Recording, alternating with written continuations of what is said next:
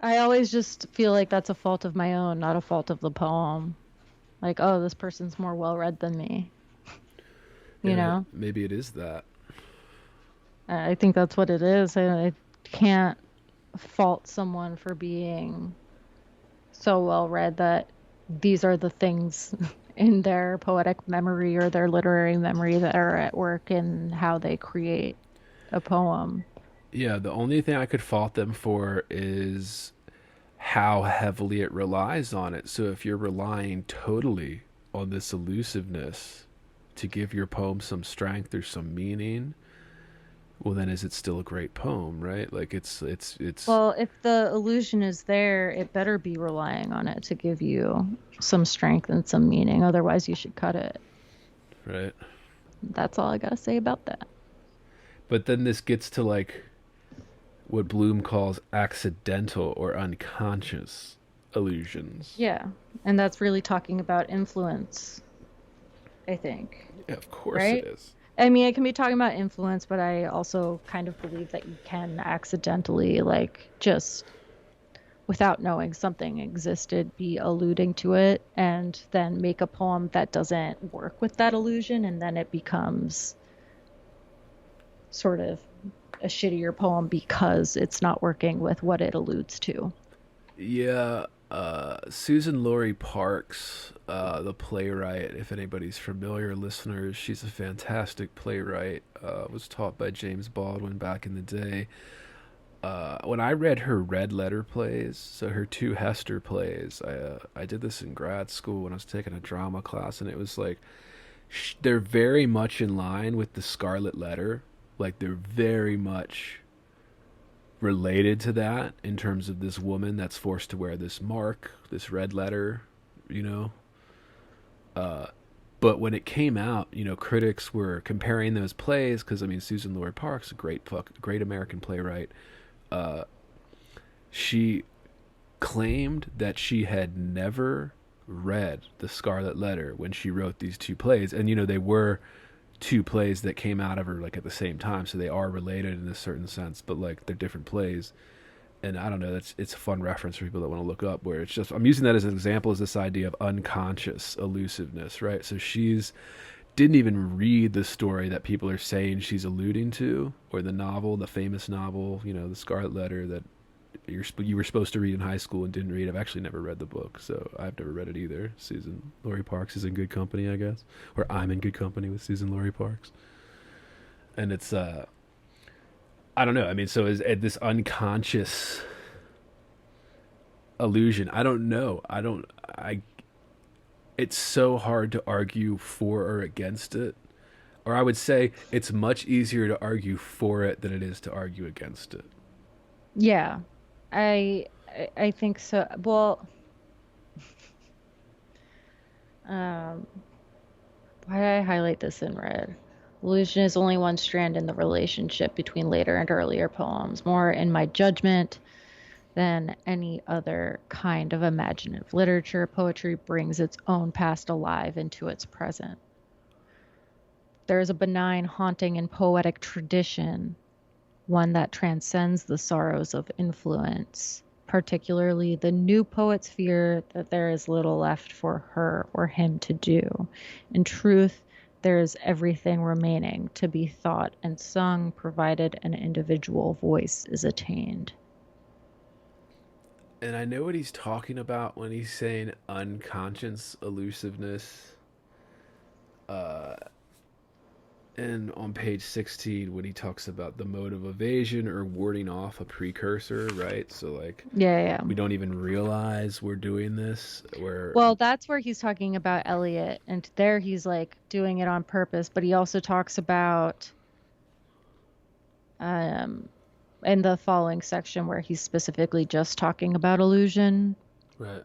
Um Well, before I get to the fifth section, where I got obsessed with this idea of the unconscious illusion, and I just can't understand it. Help me wrap my head around this, where it's like if it's unconscious, are you alluding to it? well, that, but also does that heighten meaning or does it cloud meaning? And if it's a reader, so if a reader recognizes an illusion the author was unaware of, does it add meaning to the piece? I Like, think whether you want it to or not, it does. yeah, I I guess. think it, and I think it's on, you know, I think that is just a hard truth of a possibly failed poem. Right. So if That the even if the author, poem is otherwise like beautiful, right? There's this one thing that's holding it back. And it's because the meaning can't fully come together because you have to be just like accept that, yeah, like people are gonna know shit you don't. And you fucking need to do your best to not let that happen, I guess. and that's what he calls repressed reference. Well, I mean, when we're talking about is repressed reference unconscious, like in that way where it's Have to be, an right? unknown, or I don't think so. I think like uh where does he call it repressed? On It's what page? just the last paragraph, page 16, right before he goes into a larger explanation in section 5 of the illusion of like what he means by like, what illusion does. Uh, right after he talks about kind of the mode of evasion by like unconscious influence. Repressed reference is a defense against over influence. Okay. Yeah.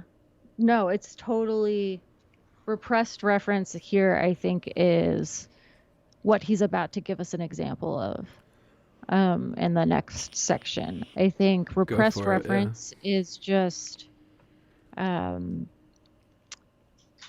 like trying to sound like Auden Ooh, without like, I think, well, when you're, doing that, when that's in your head and you're heavily influenced by Auden, right?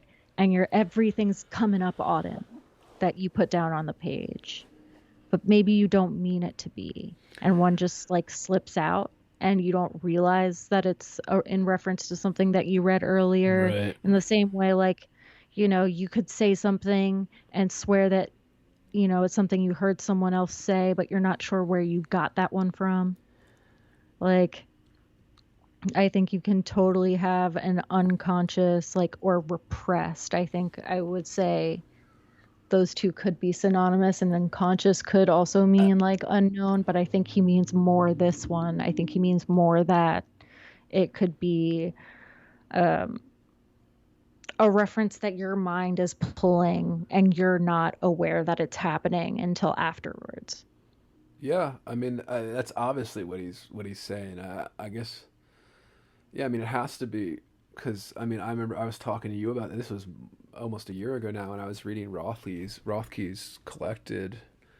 I kept texting you about it, and I noticed as I would write during my writing times in the mornings, I would write. I was writing in meter because fucking Roth, and not just meter, Oh, like well, yeah. Rothke's stupid nursery rhyme meter. like I was writing in that just because it was so in my head. Well, and that's like another thing that's like, one of the, and we'll talk about that after, like memorability, or rememberability, or however you would say it. I don't fucking know how well you're able to, or easily you're able to remember a poem and why that happens. Sound is something that obviously does that. That's essentially what meter exists for, right? Yeah. To make you remember, because poems were originally an oral tradition. But um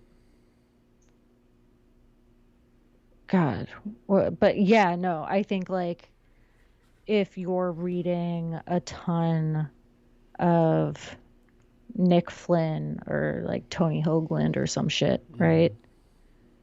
And Tony Hoagland is, I don't know, working with this something about the wind, and you don't realize it, and you like come up with this thing in your head and you're like, oh, that's a good line, or that's a good metaphor, or that's a good comparison of some kind, or whatever, and it has to do with the wind, and you put that down and it has sort of the same effect, you know